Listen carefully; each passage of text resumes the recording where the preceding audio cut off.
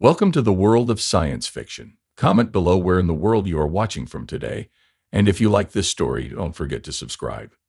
Elliot sat in his workshop, surrounded by half-assembled machines and scattered tools. The faint hum of his hydro generator blended with the desert's relentless wind. It was the kind of evening he liked, quiet and solitary. But lately something had been bothering him. A nagging feeling that his solitude wasn't as complete as it seemed. For weeks, small, inexplicable things had been happening. Tools he distinctly remembered misplacing somehow ended up neatly organized. Food from his limited pantry would disappear, not much, just enough for him to notice. At first, he chalked it up to his own scatterbrained tendencies. But now he wasn't so sure. Tonight, he was determined to get to the bottom of it. Elliot leaned back in his chair, eyes scanning the dimly lit space. He'd rigged motion sensors around the workshop earlier, and the alert system hadn't gone off, which ruled out any obvious break-ins. Still, something or someone was messing with him. A thud echoed from the roof. Elliot froze, his heart skipping a beat. The sound was faint, but in the stillness of the night, it was unmistakable. He reached for a wrench, a poor excuse for a weapon but comforting nonetheless, and crept toward the door. His boots crunched against the sandy floor as he moved, every step deliberate. The ladder leading to the roof was just outside, bolted to the side of the workshop. Elliot climbed it cautiously, the cool metal biting into his palms. At the top he hesitated, gathering his nerve before peeking over the edge. What he saw made him blink twice, unsure if his mind was playing tricks on him.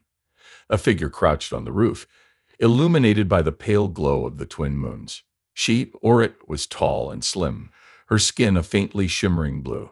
Her features were sharp, almost feline, and a long flowing cloak hid most of her body.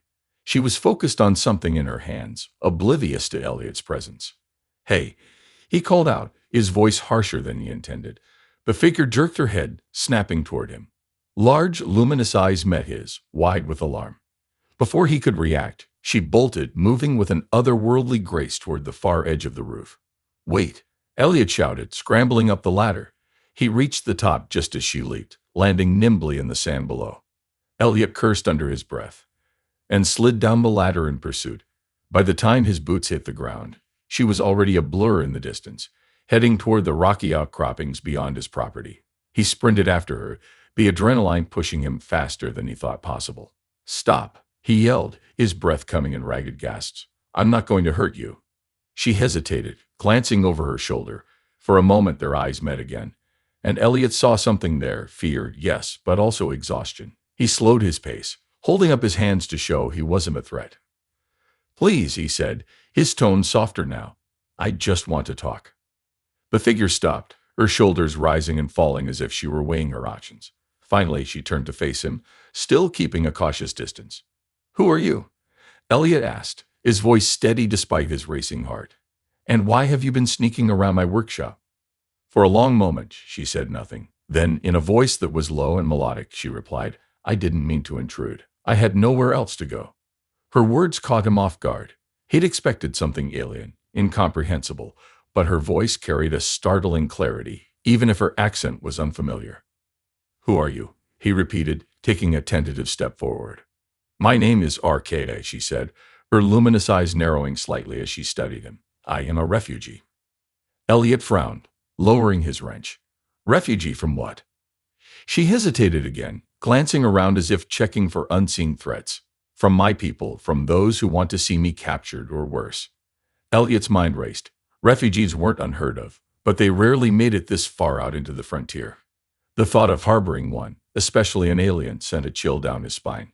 If the authorities found out, he'd be in deep trouble. "You've been living on my roof?" he said flatly, more a statement than a question. RKA nodded, her expression unreadable. "It was safe, and I needed sustenance." Her gaze flicked to the ground, a hint of embarrassment creeping into her voice. "I didn't take much, only enough to survive." Elliot rubbed the back of his neck, unsure how to respond. Part of him wanted to tell her to leave, to make this someone else's problem, but another part, the part that had always been a sucker for underdogs, couldn't ignore the vulnerability in her posture. "You can't stay out here," he said finally. "It's not safe for either of us." "I have nowhere else," she replied, her voice firm despite the tremor in it. Elliot sighed, the weight of the situation settling on his shoulders. All right, he said, surprising himself as much as her. You can stay, but only for a little while, and we need to set some ground rules. K.A. tilted her head, curiosity mingling with relief. Ground rules. Yeah, like no sneaking around my workshop, and if you're going to eat my food, at least let me know. A faint smile tugged at the corner of her lips, though it vanished quickly. I can agree to that. Good, Elliot said, running a hand through his hair. And no more living on the roof. If you're staying, you'll stay inside, got it? Arkea hesitated, then nodded. Got it. Elliot gestured toward the workshop. Come on, let's get inside before anyone sees us. As they walked back, the weight of what he just agreed to began to sink in. He didn't know what he was getting himself into, but one thing was clear. His quiet, solitary life was about to get a lot more complicated. Back inside the workshop, Elliot motioned for RKA to sit on the worn couch tucked in the corner of the room. She approached it cautiously, as if it might spring to life and attack her. When she finally sat, her tall, slender frame looked almost comically oversized for the piece of furniture. Elliot stifled a laugh, unsure if she'd take offense. The workshop was warm, the faint hum of machinery and soft glow of old-fashioned lamps giving it a welcoming atmosphere. RKA's gaze darted around, taking in her new surroundings with an intense curiosity. Not much, Elliot muttered, gesturing to the cluttered space, but it's home. Her luminous eyes locked onto his. It is strange. Yeah, well, it works for me, he replied, crossing his arms. I'm guessing you're used to something fancier. Gerkier tilted her head, her expression thoughtful. My world was once filled with beauty, but now it is only ruins. Her voice was steady, but there was a heaviness to her words that made Elliot pause. Ruins? He asked, leaning against his workbench. What happened? She hesitated, her fingers tightening on the edge of her cloak. A war, she said finally. Long and brutal. My people divided against each other. I chose the wrong side, or at least the side that lost. Elliot frowned, unsure what to say.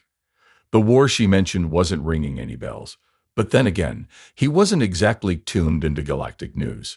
The frontier was far removed from the political messes of the core worlds, which was precisely why he lived there. Well, he said after a moment, sounds like you've had a rough go of it. Harke's lips curved into the faintest hint of a smile. That is one way to put it. Elliot busied himself at the workbench, fiddling with a broken thermal regulator as he gathered his thoughts. He didn't know why he'd agreed to let her stay. It wasn't like he was in the habit of taking in strays, human or otherwise, but something about her had struck a chord. Maybe it was the exhaustion in her eyes, or the way she'd looked at him, not with hostility, but with quiet desperation. So he said, breaking the silence, "What's the deal with that cloak of yours? You've been wearing it this whole time." Harkeia glanced down at the garment, as if only now remembering it was there. "It is functional," she said simply. Elliot raised an eyebrow. "Functional how?" She hesitated, then reached up to undo the clasp at her neck. As the cloak fell away, Elliot's breath caught. Beneath it, she wore a sleek, form-fitting suit that shimmered faintly in the low light. Her skin, a deep iridescent blue, seemed to glow subtly in places, like the surface of a bioluminescent ocean. The suit was impressive, but what really caught his attention were the markings on her skin, intricate patterns that seemed etched into her flesh, pulsing faintly with an inner light. "Wow," he said, unable to hide his awe. "That's something." Garkea looked down at herself, then back at him. "My kind are different," she said, her tone guarded. "Our biology reflects our environment. When we are safe, we glow." Elliot blinked. "Wait, are you saying you feel safe right now?" Her lip twitched in what might have been a smile. "Perhaps." "Well," he said, scratching the back of his neck. "Glad to hear it." They lapsed into silence, the air between them charged with unspoken questions. Finally, RKA broke the quiet.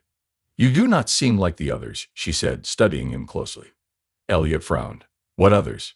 "The humans I have encountered," she clarified. "They were not kind."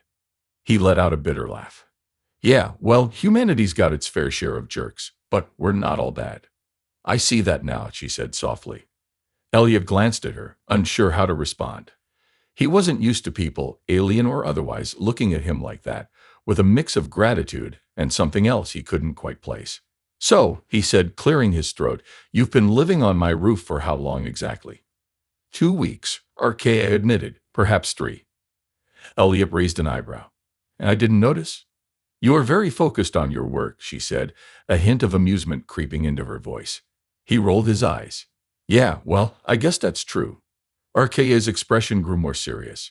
I am sorry for intruding. I did not mean to disrupt your life. Elliot waved her off. Don't worry about it. Just try not to steal any more of my food, okay? She nodded solemnly. I will not. Good, he said, grabbing a ration pack from a nearby shelf. He tossed it to her, and she caught it effortlessly. Here, that should tide you over for tonight. RKA examined the pack curiously before peeling it open. She sniffed the contents, her nose wrinkling slightly. Not a fan? Elliot asked, smirking. It is different, she said diplomatically, taking a tentative bite.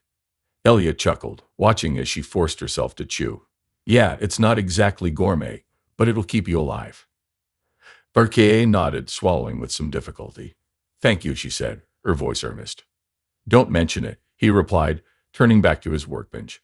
But seriously, we need to figure out what we're going to do about you. What do you mean? She asked, her tone cautious. I mean, you can't stay here forever, he said, glancing over his shoulder. The frontier might be quiet, but it's not completely off the grid. Someone's going to notice eventually. RKA's expression hardened. I will leave if that is what you wish. Elliot sighed, running a hand through his hair. That's not what I'm saying.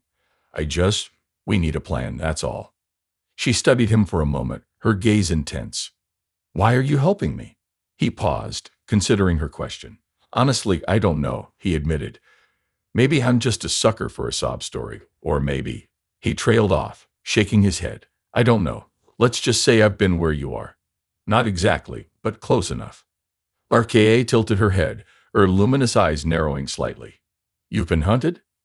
Not hunted, he said with a wry smile, but I know what it's like to feel like you don't belong. Her gaze softened, and for a moment, neither of them spoke. Then she nodded, as if coming to some unspoken agreement. Very well, she said. We will make a plan. Elliot nodded, a faint smile tugging at the corner of his mouth. All right then, guess we're in this together. As the night wore on, they sat in the workshop, sketching out ideas and sharing pieces of their respective worlds. For the first time in a long time, Elliot didn't feel alone. And as he glanced at RKA, he couldn't help but wonder if maybe, just maybe, the universe had thrown them together for a reason. The next morning, Elliot woke to the faint clatter of tools in the workshop. For a moment, he thought it was a dream. Then the realization hit. RKA was still here. He groaned, pushing himself out of bed and pulling on his work shirt before heading into the main room. RKA stood by his workbench, examining a disassembled plasma regulator. Her luminous skin glowed faintly in the soft morning light filtering through the windows. She held one of his wrenches awkwardly, turning it over as if trying to figure out how it worked. Good morning to you too, Elliot said, rubbing the sleep from his eyes. RKA jumped, nearly dropping the wrench. She turned to him, her expression a mix of guilt and curiosity. I did not mean to disturb you. Disturb me? Nah, it's fine, he said, stifling a yawn. But maybe don't mess with that. It's a little delicate. RKA looked down at the plasma regulator and set the wrench aside carefully. I was trying to understand it. Your technology is primitive but fascinating. Primitive? Elliot raised an eyebrow. Hey, this primitive tech gets the job done. She tilted her head, her expression thoughtful. It is efficient in its simplicity. My people would admire that. Elliot snorted. Well, tell your people thanks, I guess. RKA didn't respond, her gaze dropping to the plasma regulator. For a moment, Elliot thought she was going to start tinkering with it again, but instead she sighed and stepped back. Do you miss them? He asked, surprising even himself with a question. RKA hesitated, then nodded. Every day, but there's nothing left for me to return to. Elliot frowned. Nothing? She shook her head. The war destroyed my home, my family. Even if I could go back, it would not be the same. I'm sorry, Elliot said quietly. He wasn't great at comforting people, but the weight in her voice hit him harder than he'd expected. It is not your burden to bear, she replied, her tone resigned. I have made my peace with it. They stood in silence for a moment, the hum of the workshop the only sound. Then Elliot cleared his throat, desperate to lighten the mood. So, how'd you sleep? He asked, forcing a casual tone. RKA looked at him, confused. I did not. What? You didn't sleep at all? She shook her head. My species requires less rest than yours. Besides, your roof was not exactly comfortable. Elliot chuckled. Yeah, I bet. Well, you're inside now, so no more sleeping on the roof, agreed. Agreed, she said with a small smile. Elliot glanced around the workshop, trying to think of something useful for her to do. He wasn't sure how long she'd be staying, but if she was going to stick around, she might as well contribute. All right, he said, clapping his hands together. Let's put those alien smarts of yours to work. You said you were trying to figure out the plasma regulator, right? RKA nodded, her eyes brightening slightly. Yes, it is intriguing. Great, Elliot said, gesturing for her to follow him. Let me show you how it works. For the next few hours, Elliot walked RKA through the basics of his trade. She caught on quickly, her questions sharp and insightful. He couldn't help but be impressed. Her understanding of advanced technology far surpassed his, but she had a knack for simplifying complex ideas. At one point she paused, examining a damaged power converter. Your designs remind me of the early days of my people's technological advancements, she said. We once valued function over form as well. And now? Elliot asked, leaning against the workbench. Now we strive for perfection in both, she replied. But perhaps we have lost something in the process. Elliot frowned. What do you mean? RKA set the power converter down and looked at him. Your technology is imperfect, yet adaptable. It reflects the ingenuity of your species. My people have become so focused on perfection that we have forgotten the value of improvisation. Improvisation, huh? Elliot smirked. I like the sound of that. She returned a smile, a rare but welcome sight. It is a skill I am learning to appreciate. They worked side by side for the rest of the morning, the initial awkwardness between them slowly fading. By the time they stopped for lunch, Elliot felt more at ease around her than he'd expected. As they sat at the small table in the corner of the workshop, eating rehydrated rations, RKA's gaze drifted toward the window. What is it? Elliot asked, following her line of sight. She hesitated. I thought I saw something, a shadow perhaps. Elliot frowned, setting his fork down. A shadow? Outside. She nodded. It was fleeting, but I am certain it was there. Elliot stood, crossing to the window and peering out. The desert stretched out before him, empty and still, but the hairs on the back of his neck prickled. Stay here, he said, grabbing a small blaster from a drawer. He rarely used it, but now he was glad he kept it around. What are you going to do? Urkea asked, standing as well. Just checking it out, he said. If someone's out there, I want to know about it. Urkea stepped closer, her expression serious. Be careful. I will, he said, glancing at her. Lock the door behind me. Don't open it unless I say it's me. She nodded reluctantly, and he slipped outside, the desert sun beating down on him. The air was hot and dry, the silence oppressive. He scanned the horizon, his grip on the blaster tightening. At first, he saw nothing, but as he moved around the side of the workshop, he spotted something, a faint trail of footprints in the sand. They were too small to be his and too recent to have been left by passing wildlife. Elliot's pulse quickened. Someone had been here. He followed the footprints cautiously, his eyes darting between the trail and the surrounding rocks. The tracks led toward a cluster of boulders about 50 yards away. As he approached, a figure stepped out from behind the rocks. Elliot froze, his blaster raised. The figure was humanoid, clad in a long coat and wide-brimmed hat. His face was obscured by a mask, but the weapon slung over his shoulder made his intentions clear. Nice day for a walk, the stranger said, his voice muffled but menacing. Elliot narrowed his eyes. What do you want? The stranger chuckled.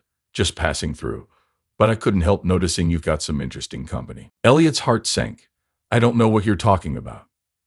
Sure you don't, the stranger said, his tone mocking. Word of advice. Harboring fugitives doesn't end well for anyone. Elliot gritted his teeth, his grip on the blaster tightening. Get off my property. The stranger tilted his head. Consider this a friendly warning, he said before turning and disappearing back into the rocks. Elliot stood there for a moment, his mind racing. Whoever this guy was, he knew about RKA, and that meant trouble was coming. Elliot stared at the spot where the stranger had disappeared, his mind racing. The threat was clear. Someone knew about RKA, and they were watching. The logical move would be to report her, wash his hands of the situation, and avoid getting dragged into whatever mess she was running from. But logic didn't sit right with him. Not this time. He turned back toward the workshop, his heart pounding in his chest. The stranger's words echoed in his mind. Harboring fugitives doesn't end well. What had he gotten himself into? When he reached the workshop door, he knocked twice. "It's me," he called out, just loud enough for RKA to hear. The lock clicked, and she opened the door a crack, her luminous eyes peering out. "What happened?" she asked, stepping aside to let him in. Elliot shut the door behind him, sliding the lock back into place. "We got a problem," he said, running a hand through his hair. "Someone's been watching the workshop. Some guy out there, he knows about you." RKA's expression tightened. "What did he say?" Elliot recounted the encounter, keeping his voice low. RKA listened intently, her hands clenched at her sides. When he finished, she shook her head. "It is worse than I thought," she said, pacing the workshop floor. "If they know I am here, it will not be long before others come." "Others?" Elliot raised an eyebrow. "Bounty hunters, or worse," she replied grimly. "There are factions that would pay handsomely for my capture. I have no doubt they are already looking for me." Elliot frowned, leaning against the workbench. "Why are you so important to these people? You mentioned a war, but that doesn't explain why they'd chase you halfway across the galaxy." Arkea hesitated, her gaze dropping to the floor. "It is complicated," she said finally. "But suffice it to say, I possess knowledge and technology that could shift the balance of power in the wrong hands." "That crystal you're carrying," Elliot guessed. She nodded. "Among other things." He exhaled sharply, running both hands through his hair. "Great, so I've got a walking target living in my workshop. Fantastic." "I did not ask for your help," she said, her tone defensive. "If you wish me to leave, I will go." Elliot shook his head. "That's not what I'm saying. I'm just processing, okay? This is a lot." Arkea stopped pacing, watching him carefully. "I understand if you wish to distance yourself from me. It would be safer for you." "Yeah, maybe," Elliot said, meeting her gaze. "But if I kick you out now, you won't last a day out there, and I'm not that kind of person." Her expression softened slightly. "Thank you." He waved her off. "Don't thank me yet. We still need a plan." They spent the next hour discussing their options. Elliot laid out the realities of their situation. The workshop was remote but not isolated enough to avoid detection forever. Sooner or later, someone would come knocking, and they needed to be ready. "We could rig some defenses," he suggested, gesturing to the pile of scrap metal and spare parts in the corner. "Booby traps, motion sensors, maybe even a decoy or two." RKA nodded. "I can help. My people are skilled in creating cloaking devices. I could modify your systems to make this place harder to find." "Cloaking devices, huh?" Elliot smirked. "Now we're talking." As they worked, Elliot found himself increasingly impressed by RKA's ingenuity. She had a knack for taking his cobbled-together tech and elevating it to something far more advanced. Together, they constructed a series of defenses around the workshop. Motion-activated turrets, false heat signatures to confuse trackers, and a rudimentary cloaking field that would make the building harder to detect from the air. By the time they finished, the sun was dipping below the horizon, painting the desert in shades of orange and gold. Elliot stepped back to admire their handiwork, wiping sweat from his brow. "Not bad," he said, glancing at RKA. "I mean, for a couple of amateurs." She arched an eyebrow. "Amateurs? Hey, I'm the professional here," he teased. "You're just a guest mechanic." Her lips twitched in what might have been a smile. "If you say so." Their moment of levity was interrupted by a sharp beep from the motion sensor monitor inside the workshop. Elliot's stomach dropped. Someone, or something, was approaching. He and RKA rushed inside, the monitor's screen flickering to life. A small figure appeared on the display, moving cautiously toward the workshop. It wasn't the same man from earlier. This one was shorter and wore a bulky environmental suit. "Friend of yours?" Elliot asked, his tone dry. Arkea shook her head, her expression tense. "I do not recognize him." Elliot grabbed his blaster, his jaw tightening. "Stay here. I'll check it out."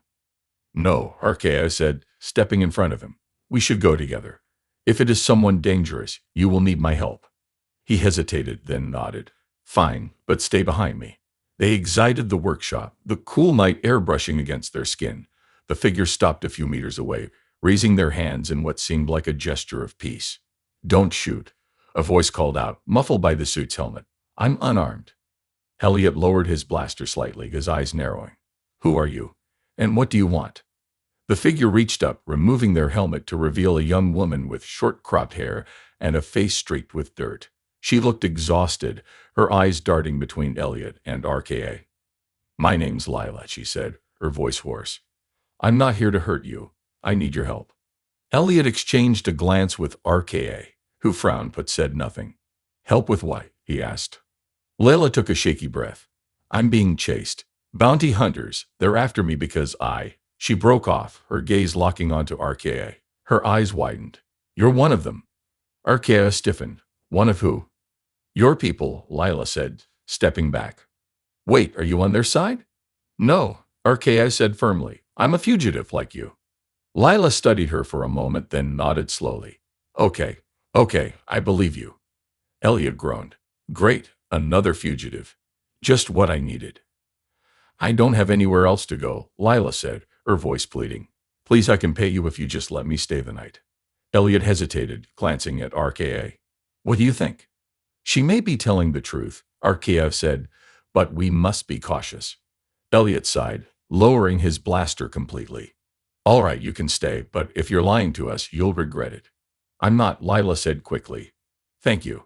As they led her inside, Elliot couldn't shake the feeling that his life had just gotten a whole lot more complicated. Again. Inside the workshop, the tension was thick enough to cut with a knife. Lila sat perched on the edge of the worn couch, her helmet resting at her feet. She glanced nervously between Elliot and RKA, who stood near the workbench, arms crossed. The silence stretched on, broken only by the faint hum of machinery.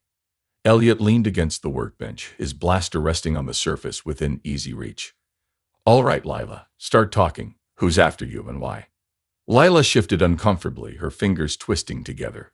It's not just me, she began, her voice low. There's a group of us, refugees scattered across the sector. The bounty hunters are working for the coalition. They're rounding us up one by one. The coalition? Elliot frowned. What do they want with you? They say we're a threat, Lila said bitterly. They don't want anyone opposing their expansion. Anyone who resists their authority gets branded a criminal, or worse. And you resisted, RKA said, her tone sharp. Lila nodded. I didn't have a choice. My family. Her voice broke, and she took a deep breath to steady herself. They didn't make it out. I barely escaped with my life. Elliot exchanged a glance with RKA, who studied Lila intently. And how did you find your way here? RKA asked. I've been traveling on foot for days, Lila said. I was looking for shelter, somewhere to lay low when I saw the workshop. I thought it might be safe. She looked at Elliot, her expression pleading. I didn't know anyone was here until it was too late. Elliot rubbed the back of his neck, his mind racing. It was clear Lila was in trouble, but helping her would only make their situation more precarious. One fugitive was risky enough. Two was a disaster waiting to happen. Look, he said finally, I get that you're in a tough spot, but this place isn't exactly a fortress. If the bounty hunters catch wind of you being here, we're all screwed. I understand, Lila said quickly. I won't stay long. I just need time to figure out my next move. RKA stepped forward, her expression unreadable. How many hunters are pursuing you?